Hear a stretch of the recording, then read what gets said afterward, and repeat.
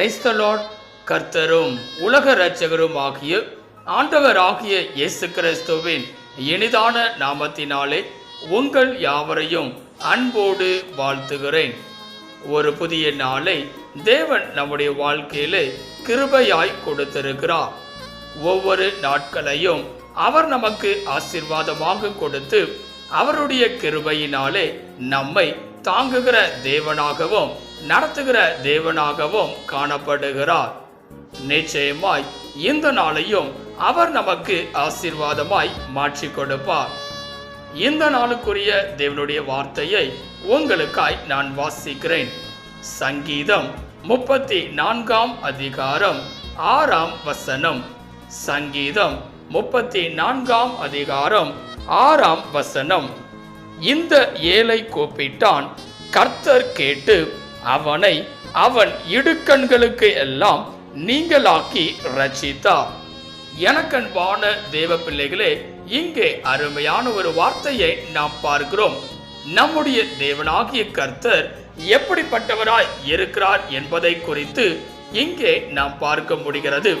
அவர் நம்மை ரட்சிக்கிற தேவனாய் இருக்கிறார், விடுதலையை கொடுக்கிற தேவனாய் இருக்கிறார். எதிலே இருந்து என்று சொல்லி பார்க்கும் போது இங்கே வேதவசனம் சொல்லுகிறது, இடுக்கண்களில் இருந்து என் தேவன் ரட்சிக்கிறார் என்பதாக. இந்த உலகத்தில் வாழ்கிற பல மனிதர்களுடைய வாழ்க்கையிலே இடுக்கண்கள் காணப்படுகிறது, நெருக்கங்கள் காணப்படுகிறது. ஏன் என்னுடைய வாழ்க்கையிலே இப்படிப்பட்டதான நெருக்கங்கள் காணப்படுகிறது என்று சொல்லி, ஏன் இப்படிப்பட்டதான இடுக்கண்கள் காணப்படுகிறது என்று சொல்லி புலம்பி தவிப்பவர்கள் அநேகர். யார் இதிலிருந்து எனக்கு விடுதலையை கொடுக்க முடியும், யார் எனக்கு இதிலிருந்து ரட்சிப்பை கொடுக்க முடியும் என்று சொல்லி தவித்துக் கொண்டிருப்பவர்கள் பலர். இந்த நாளிலே கர்த்தருடைய வார்த்தையானது இடுக்கண்களுக்கெல்லாம் ரட்சிக்கிற தேவன் என்பதாக வருகிறது. ஆம்பரியமானவர்களே, கர்த்தர் உங்களுடைய வாழ்க்கையிலே விடுதலை கொடுக்கிற தேவனாய் காணப்படுவார், ரட்சிப்பை அருளுகிற தேவனாக காணப்படுவார். எப்பேற்பட்டதான இடுக்கண்கள் உங்களுடைய வாழ்க்கையிலே காணப்பட்டாலும் கர்த்தரை நோக்கி பார்க்கும்போது அவர் நிச்சயமாய் உங்களுக்காக இறங்கி வருகிற தேவனாக காணப்படுவார். எப்படிப்பட்ட இடுக்கண்களில் எல்லாம் என் தேவன் ரட்சிப்பை கொடுக்கிறார் என்று சொல்லி ஒரு சில காரியங்களை இந்த காலை வேளையிலே நாம் சிந்திக்க போகிறோம். முதலாவதாக வேதம் சொல்லுகிறது, சங்கீதம் 106 அதிகாரம் 42 வசனம் முதல் 46 வசனம் வரை வாசிக்கும் போது வேதம் சொல்லுகிறது, சிறுமை என்னும் இடுக்கண்ணிலிருந்து என் தேவன் ரட்சிப்பை கொடுக்கிறார் என்பதாக. ஆம்பரியமானவர்களே, இந்த நாளிலே பலவிதமான ஜனங்கள் சிறுமை என்கிற காரியத்தில் அகப்பட்டவர்களாய் காணப்படுகிறார்கள். பல மனிதர்கள் சிறுமைப்படுத்தப்பட்டவர்களாக காணப்படுகிறார்கள். தங்களுடைய வாழ்க்கையிலே மிகவும் நெருக்கத்தின் சூழ்நிலைகளிலே காணப்படுகிறவர்களாய் இருக்கிறார்கள். ஆனால் வேதம் சொல்லுகிறது, சிறுமைப்பட்டவர்களை என் தேவன் கண்ணோக்கி பார்க்கிறார். சிறுமை என்கிற இடுக்கண்களில் இருந்து என் தேவன் விடுதலையை கொடுக்கிறவராக இருக்கிறார்.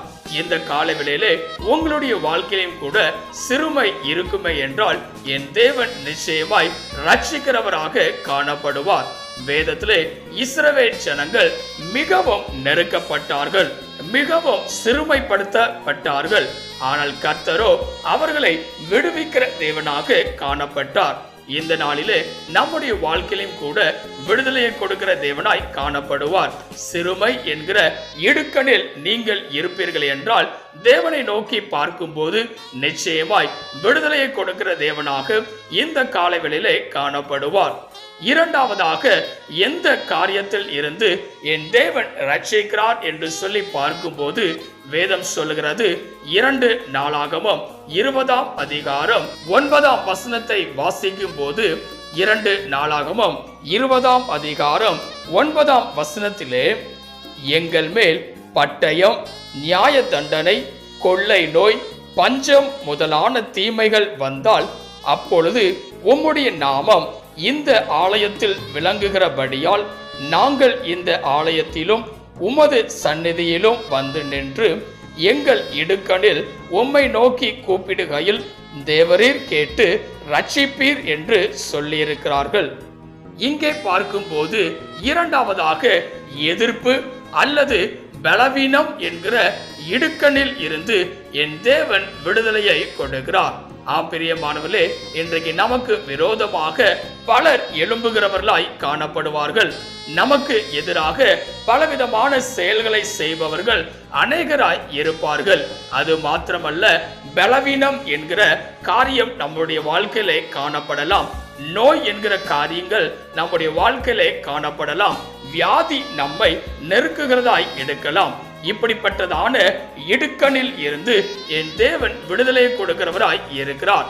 ஆனால் இங்கே வேதவசனம் சொல்கிறது, தேவனை நோக்கி பார்க்கும் போது அவர் எங்களை இப்படிப்பட்டதான இடுக்கண்களில் இருந்து ரட்சிக்கிறார் என்பதாக.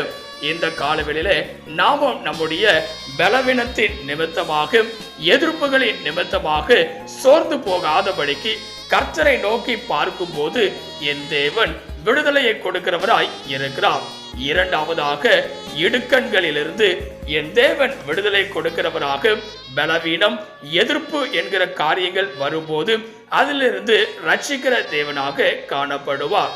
மூன்றாவதாக, எப்படிப்பட்டதான இடுக்கணில் இருந்து என் தேவன் நம்மை ரட்சிக்கிறார் என்று சொல்லி பார்க்கும்போது வேதம் சொல்லுகிறது, சங்கீதம் 72 அதிகாரம் 4 வசனத்தை வாசிக்கும் போது, சங்கீதம் 72 அதிகாரம் 4 வசனத்திலே, ஜனத்தில் சிறுமைப்படுகிறவர்களை அவர் நியாயம் விசாரித்து ஏழையின் பிள்ளைகளை ரட்சித்து இடுக்கண் செய்கிறவனை நொறுக்குவான்.